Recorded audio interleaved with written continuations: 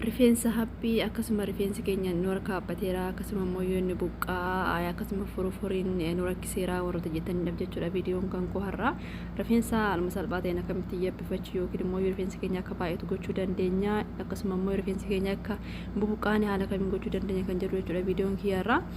ashama harka kun akkam jirtu nagaa keessanii nagaa koo dhagalan waaqayyoo dhafaa ta'u sun lafaa bakka jirtu nuwata nageenya waaqayyoo dachaa jiru biteessaniif haa baay'atu egaatii gaman gama viidiyoo kiyyaas sin dabarsa jechuudha wanta nu barbaachisan bishaan qulqulluu burcuqqoo tokkodha fi qurunfudii yookiin immoo mismaar isa jennu sana jechuudha egaatii qurunfudii baay'isuu hin qabaattanii yeroo tokko duwwaadhaaf dalagda yoo ta'e hangi kun isin ga'a jechuudha ani yeroo tokko duwwaadhaaf kan dalaga waan ta'eef ammaaf hangi kun nagaa egaatii qurunfudii keenya erga haala kanaan qopheeffanneeti booda huura adda addaa yookiin immoo awwaara waan qabuuf ni miccina jechuudha egaatii haala kanaan qopheeffannee sana booda maal gochuu qabaannaati biraddisti qulqulluu akkasuma biraddisti nyaanni bilcheeffamne jechuudha biraddisti qulqulluu ni qopheeffanna bishaan burcuqqoo tokko akkuma asirratti argitan kana biraddistitti erga nannee erga daffeetii booda qurunfudiitti nannee daqiiqaa 5 wajjin danfisna jechuudha egaatii ani daffisee xumureetiin hin jira jechuudha daqiiqaa bishaan osoo hin daffiniin dura bishaan erga daffee booda itti naqnee daqiiqaa 5 yookiin daqiiqaa 10 wajjin hin daffisna jechuudha qurunfudii fi bishaani egaatii yeroon daffu viidiyoo waraabne dhiifaman sanin jedha haala kanaan daffisee qopheeffadheetiin hin jira jechuudha ani egaatii erga haala kanaan daffisnee qopheeffanneetii booda yoo yeroo sanatti ni fayyadamta yoo ta'e fayyadamuu dandeessanii ani garuu ganamatti fayyadamuudhaaf waan yaadeef meeshaa akkas qulqulluu qopheeffadheen isatti naqadhe jechuudha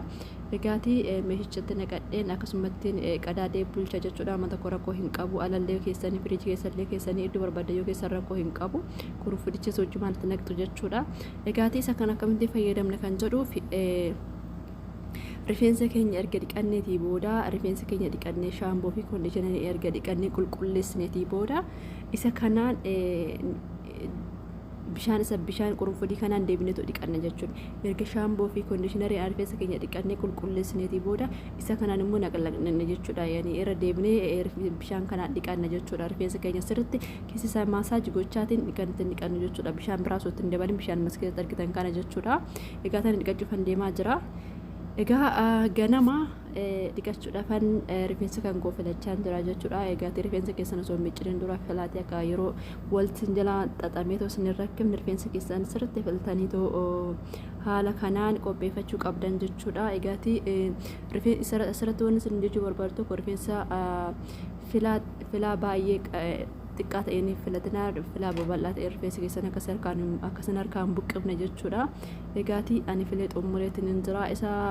lammataa irratti waan isin jechuu barbaadu rifeensa keessan goggogaa hin miccina zayitii dibadhaati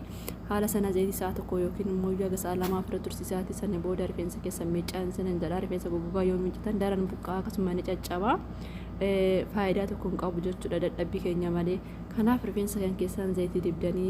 rifeensa keessan erga sadasiitii boodatti kan miccuu qabdan jechuudha egaatii ani shaamboo isaa akkanaatiin fayyadama isinitti mul'ata jedhee yaada egaa miccee xumuree goggoffachaatiin hin jira jechuudha egaatii hanga gimmaasha goggosiitiin hin jira sinumatti argisiisuudhaaf jecha erga micceetii booda haala kanaan goggoffadhee hin jira asumaan immoo wanti isin jechuu barbaadu jechuudha misti shawara yookiin immoo kan rifeensa ittiin goggoffatan hedduu bareedaadha duraan hedduu rakkachaa ture xiqqaa ta'e waan kanaan bitu jechuudha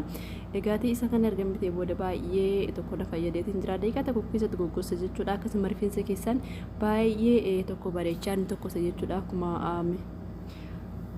baay'ee waan nama bareechuuf isin bitaatti fayyadamaa sanan jedha misti shawarichi baay'ee bareedaadha waan ta'eedhaa fi eessarraa arganna kan jedhuuf immoo amazoon irraa ni argattu akkasuma immoo suuqii adda addaatti ni argama jechuudha suuraa isaaniif maxxansaa yoo warroonni bitachuu barbaaddan yoo jiraatanii baay'ee bareedaadha dhugaan sinin jedhaati ani hedduu rakkachaa ture rifeensi kiyya baay'ee waan ta'eef misti shawaree yookiin immoo akkuma miccadheen deemu na daddafee naaf hin goggogu sababa adda addaatiin rakkachaa ture waan ta'eef kun immoo daqiiqaa 5 keessatti bosu goggofatanii gara hojii keessatti akka deemtaniif sin gargaara jechuudha egaa rifeensi kiyya haala kanaan bareedee jira argitan jedhee tan abdisan irraa qaba yeroo hunda yeroo rifeensi keessan miccitan haala kanaan bishaan qurunfudii danfistanii erga miccitaniitii booda haala saniin bishaan keessan bishaan sana ittiin dollaatan jechuudha dhumara xumurarra jechuudha egaa rifeensi keessan kan baay'ee akkasanii baay'atuu fi akkasuma mooyyuu akkas isin jalaa buqqaaniif isin gargaara jechuudha. Egaatee mishaarri kana asirratti mul'ate tanan yaada. Egaatee baay'ee bareedaadha dhugaan sin hin jedha baay'ee bareedaadha. Bitaatti fayyadama Amazon irra hin jira jechuudha.